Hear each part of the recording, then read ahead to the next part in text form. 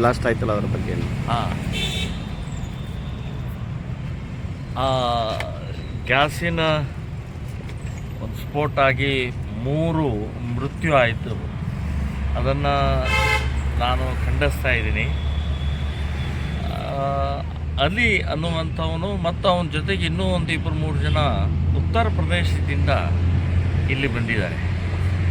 So ನಾನು ಹೇಳೋದು ಸಮಗ್ರ ತನಿಖೆ ಆಗಬೇಕು. ಸಂಶಯ ಬರೋ ಹಾಗೇ ವರ್ತನೆಗಳಿದ್ದಾವೆ. ಒಂದು ಲಾಡ್ಜ್ನಲ್ಲಿ ಒಂದೇ ರೂಮ್ನಲ್ಲಿ 3 ಜನ ಇದ್ದಾರೆ.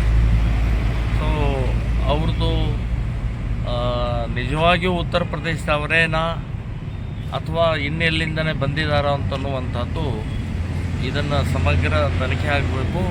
ಕರ್ನಾಟಕ ಪೊಲೀಸರಿಂದ ತನಿಖೆಗೆ ಯೋಗ್ಯವಾದಂಥ ಅವರು ರಿಸಲ್ಟ್ ಕೊಡಲ್ಲ. ನಾನು ಹೇಳೋದು ಕೇಂದ್ರದ NIAನೇ ತನಿಖೆ ಆಗಬೇಕು. ಅವರೇ ಸರಿಯಾದ ಇದನ್ನು ಮೂಲ ಎಲ್ಲಿ ಹೇಗೆ ಏನಾಯಿತು ಅಂತನ್ನುವಂಥದ್ದು ಹುಡುಕ್ತಾರೆ ಮತ್ತು ಸರಿಯಾದ ಅದಕ್ಕೆ ವರದಿಯನ್ನು ಕೊಡ್ತಾರೆ ಅಂತನ್ನುವಂಥ